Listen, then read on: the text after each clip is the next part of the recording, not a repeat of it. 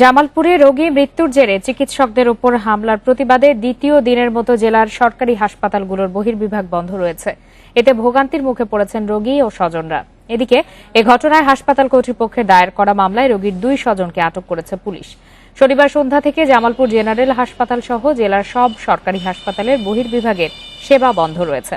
শুক্রবার দুপুরে জামালপুর জেনারেল হাসপাতালে এক রোগী মৃত্যুর ঘটনাকে কেন্দ্র করে রোগীর স্বজন ও ইন্টার্ন চিকিৎসকদের মধ্যে ধাওয়া পাল্টা ধাওয়ার ঘটনা ঘটে। খবর পেয়ে সদর থানার পুলিশ ঘটনাস্থলে গিয়ে লাঠিচার্জ করে। এ সময় কয়েকজন চিকিৎসককে মারধর ও আটক করে থানায় নিয়ে যাওয়ার ঘটনা ঘটে। এর প্রতিবাদে সদর থানার ওসি সহ দোষীদের শাস্তির দাবিতে বাংলাদেশ মেডিকেল অ্যাসোসিয়েশন ও স্বাধীনতা চিকিৎসক পরিষদের ডাকে চলছে এই কর্মবিরতি।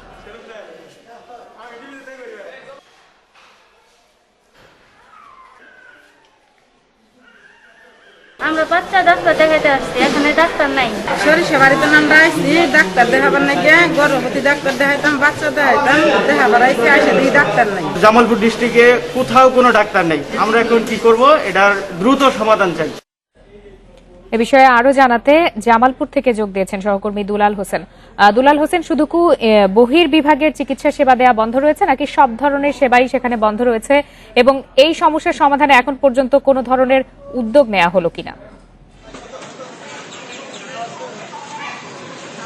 আপনি জানেন যে গত শনিবার সন্ধ্যার পর থেকে জামালপুর জেলার জেনারেল হাসপাতাল এবং 6টি উপজেলার স্বাস্থ্য কমপ্লেক্স সহ বেসরকারি যেসব সরকারি বেসরকারি হাসপাতাল এবং ক্লিনিকগুলো রয়েছে, এই সমস্ত হাসপাতালে কিন্তু বহির্বিভাগের চিকিৎসা বন্ধ রয়েছে। তো চিকিৎসকরা জানিয়েছেন যে তারা বহির্বিভাগের চিকিৎসা সেবা বন্ধ রাখলেও অন্তঃবিভাগ এমনকি জরুরি বিভাগের চিকিৎসা সেবা দিয়ে যাচ্ছে। তবে এই বহির্বিভাগের চিকিৎসা সেবা বন্ধ থাকায় জেলার 26 লক্ষ লোকের যে মানুষের যে চিকিৎসা সেবা পাওয়ার কথা তা কিন্তু মোটেই পাচ্ছে না। অনেকে চিকিৎসা না পেয়ে ময়মনসিংহ এবং বিভিন্ন হাসপাতালে চলে যাচ্ছে। আমি সকাল থেকে দুপুর 4টা পর্যন্ত হাসপাতালে রয়েছি। এখানে দেখেছি যে অনেক রোগীরা কিন্তু চিকিৎসা সেবা না পেয়ে চলে গেছে, এবং এইসব চিকিৎসা সেবা যাতে পায় সেজন্য তারা প্রয়োজনীয় ব্যবস্থা নেওয়ার জন্য জেলা প্রশাসক এবং স্বাস্থ্য বিভাগের কর্মকর্তাদের প্রতি অনুরোধ জানিয়েছি।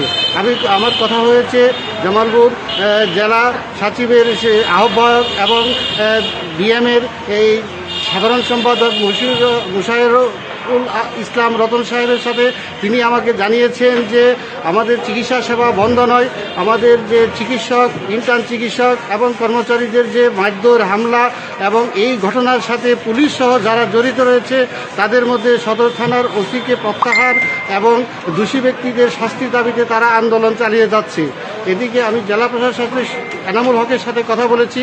তিনি আমাকে জানিয়েছেন যে এই হাসপাতালের অনাকাঙ্ক্ষিত ঘটনার সাথে যারা জড়িত আছে তাদেরকে চিহ্নিত করার জন্য 7 সদস্যের একটি কমিটি গঠন করা হয়েছে।